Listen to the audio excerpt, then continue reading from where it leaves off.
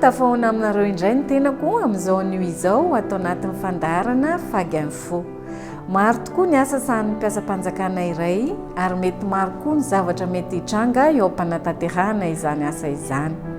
Mikasika ny fikarakarana ireo mpiasam-panjakana tratry ny loza teo am-panatanterahana ny asa sy ny aretina azo avy amin'ny fanatanterahana ny asa no lohahevitra ho resahana an'io. Ho resahintsika eto ihany koa ny vonjy ranovaky na ny secours au décès ary ny farany mahakasika ny fomba hanatsarana ny mpiasa iray ny fisotrondronono fanampiny na ny retraite complémentaire. Manaraha finaritra ary toko. Ny sambandrara misahana ny fiahina ara-tsosialy ho an'ny mpiasam-panjakana na service central de la prévoyance des agents de l'État eto anivon'ny foibe misahana ny karama sy fisotrondronono dia mikarakara ireo mpiasam-panjakana tratry ny loza teo am-panatanterahana ny asa na ny aretina azo avy amin'ny fanatanterahana ny asa, ny vonjy ranovaky, secours au décès ary koa ny fisotrondronono fanampiny na retraite complémentaire. Inona avy ireo tolotra misy eo anivon'ny sampandrahara? Misy tolotra telo tsara ho fantatsika mpiasam-panjakana eto amin'ny sampandrahara misahana ny fiahina ara-tsosialy. Ny tambin-taketra azo avy amin'ny loza eo am-panatanterahana ny asa na aretina azo avy amin'ny fanatanterahana ny asa. Misy ihany koa ny vonjy ranovaky ho an'ny mpiasam-panjakana maty am-perinasa na ny secours au décès des agents en activité ary ny fisotrondronono fanampiny na koa ny retraite complémentaire.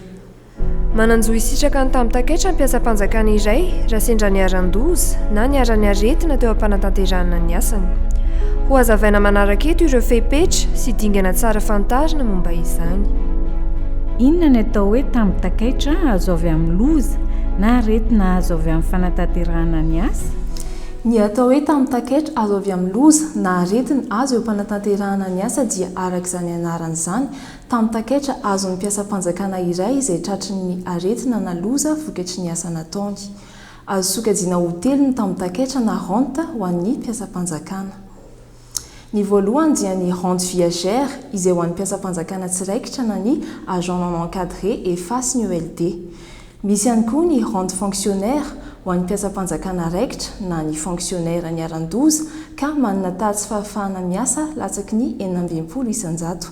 Ary ny rente d'invalidité dia ho an'ny mpiasam-panjakana ny aran-doza ka manana tatsy fahafahana miasa 820 isan-jato no mihoatra. Ny mpiasam-panjakana manana tatsy fahafahana miasa 820 isan-jato no mihoatra noho izany dia mitsahatra amin'ny asany avy hatrany ka any amin'ny fisotrondronono izy vao misitraka izany tambin-taketra izany. Izavy ireo olona afaka misitraka io tambin-taketra io? Ny olona afaka misitraka ny tambin-taketra dia ho an'ny mpiasam-panjakana tsiraikitra dia ny mpiasa ny aran-doza na ny vadina vela maty sy ny zaza tsy ampy-taona na ny ray aman-dreny raha toa ka tsy nanambady sy tsy niteraka ilay ny aram-boina. Ary ho an'ny mpiasam-panjakana raikitra indray kosa na fonctionnaire dia ny mpiasa ny aran-doza irery ihany. Inona avy ary ireo fepetra ahafahana misitraka io tambin-taketra io? Mananjo isitraka izany tambin-taketra izany mpiasam-panjakana iray na izy mpiasam-panjakana tsiraikitra na izy mpiasam-panjakana raikitra na koa fonctionnaire fa manaraka izao fepetra izao. Ny alavany an-trano hamonjy toeram-piasana sy ny mifanohitra amin'izany marihana fa tsy nisy fivilian-dalana. Nisy iraka nampanaovina eo mpiasa iray ary lozany tranga teo am-panatanterahana ny asa na nandritry ny asa. Inona avy ary ireo dingana araina mba hisitrahana ny tambin-taketra? Raha misy mpiasam-panjakana iray ny aran-doza teo am-panatanterahana ny asany araka ireo fepetra voalaza tetsy ambony dia ireto avy ny tokony ataony. Mampandre tompona andraikitra eo anivon'ny ministera iasana izy ary ny tompona andraikitra ny toeram-piasana no karakarana toto-taratasy mahakasika ny mpiasa. Rehefa tapitra ny fitsaboana dia ny dokotera-panjakana no mamoaka ny certificat médical de constatation izay milazalaza ny fahavoazana eo amin'ilay ny aran-doza sy ny certificat médical de consolidation izay milaza ny tatsy fahafahana miasa ho an'ilay ny aran-doza. Ary raha toa ka loza ny tarika fahafatesana dia ilaina ny tatitra avy amin'ny mpitandro filaminana sy ny fanamarina-pahafatesana. Izay ny amin'ny tambin-taketra fa misy ihany koa tranga iray toy ny hoe maty am-perinasa ny mpiasam-panjakana iray. Amin'izay fotoana izay indray dia ny vonjy ranovaky no resahana eto na ny secours au décès. Ho jerentsika manaraka eto ary ny momba izany. Inona ny atao hoe vonjy ranovaky na secours au décès? Ny vonjy ranovaky dia vola omena ny vadina velan'ny mpiasam-panjakana iray maty am-perinasa sy ho an'ny zaza tsy ampy-taona. iza no afaka hisitraka io vonjy ranovaky io? Ireo mananjo hisitraka ny vonjy ranovaky dia ny vadina velan'ny mpiasam-panjakana iray manty am-perinasa na ny zaza tsy ampitaona na ny zaza manan-kilemaka tsy afaka mamelona ny tenany. Ahoana ny fomba fikajiana ny tany vola raisina amin'ny vonjy ranovaky? Samy mananjo hisitraka io vonjy ranovaky io avokoa na ny mpiasam-panjakana raikitra na ny tsy raikitra saingy tsy mitovy ny fikajiana ny tany vola raisina. Ho an'ny mpiasam-panjakana raikitra na ny fonctionnaire dia ny karama fototra ampiana 12 volana ary ho an'ny mpiasam-panjakana tsy raikitra indray kosa dia ny karama fototra ampiana 3 volana. Inona avy ireo antota taratasy ilaina raha hisitraka izany? Maromaro ireo antota taratasy ilaina raha te azo io vonjy ranovaky io fa miankina amin'ny misitraka azy izany. Tsara nefa ny manamarika fa manana 3 taona ao aorian'ny daty nahafatesan'ilay mpiasam-panjakana ny mananjo hangataka ny vonjy ranovaky raha tsy izany dia tratry ny paikandro. Izay ny momba n'iny vonjy ranovaky iny fa ho velabelarintsika indray ny tolotra fahatelo farany dia ny mahakasika ny fisotrondronoa ny fanampiny na koa hoe retraite complémentaire. Inona ny atao hoe fisotrondronoa ny fanampiny na retraite complémentaire? Ny atao hoe fisotrondronoa ny fanampiny dia latsakempoka ataon'ny mpiasam-panjakana iray arak'izay mahafisotrondronoa ny fanampiny azy izay, io latsakempoka io dia raisin'ny mpiasam-panjakana amin'ny fotoana hisotrondronoana. Marihana fa tsy hiterena ny fanaovana azy io fa safidy ary tsy voafetra ny santany fa kosa azahoana tombony amin'ny fandraisana fisotrondronoana any aoriana any. Inona moa izany ny tombontsoa azo avy amin'ny fanaovana fisotrondronoa ny fanampiny? Ny tombontsoa azo avy amin'ny fanaovana fisotrondronoa ny fanampiny dia ny fitombon'ny vola raisina rehefa tonga ny andro hisotrondronoana. Misy fomba maro afaka hanatanterahana azy. Afaka alaina amin'ny karama ny mpiasa iray ny vola rotsaka ary voamarina ao anaty taratasy maro karama isam-bolana. Afaka raisina indray mandeha amin'ny fotoana hisotrondronoana.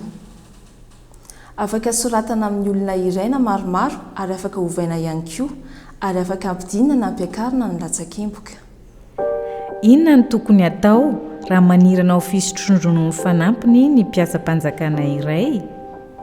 Raha liana ny fanaovana fisotrondronoa ny fanampiny ny mpiasa iray dia ireto avy ny taratasy ilaina amin'izany.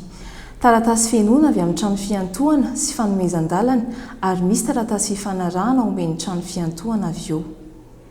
Inona ary ny viana sy tetikasa ary koa paikady hanatsarana ny fitsinjovana ny fiahinan'ny mpiasam-panjakana?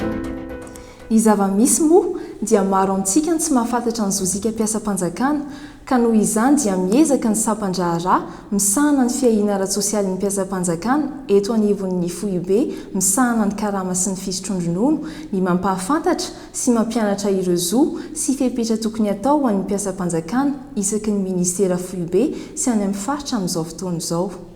Manentana ihany koa ireo mpiasam-panjakana mba hanana kolontsaina mahakasika ny fiahina ara-tsosialy mba ahafahana mampivelatra bebe kokoa izany sehatra izany eo anivon'ny asa-panjakana amin'ny alalan'ny hetsika fampahafantarana sy fampianarana maro samihafa na ny sensibilisation izay efa natomboka teo amin'ny ministera amponina, ministeran'ny tontolo iainana sy ny fampandrosoana lovain-jafy. Antenaiko fa nanampy atsika ny fahafantarana ireo tolotra telo manokana ireo. Ny taratasy ilaina amin'ny fikarakarana izy ireo moa izany dia azontsika jerena ao anatin'ny tranokala www.dgfag.mg na manatony avy hatrany ny service central de la prévoyance des agents de l'État ety amin'ny 80 lalana Raintovo, mahasovo amerikanina teo aloha eo Antsahavolona. Manatona koa ny sampandraharaha miandraikitra ny karama sy ny fisotrondronono eo anivon'ny faritra 3 Izay ary momba ny loahevitra iny fa manome fotoananao indray ny tenako amin'ny faran'ny volana manaraka. Veloma to!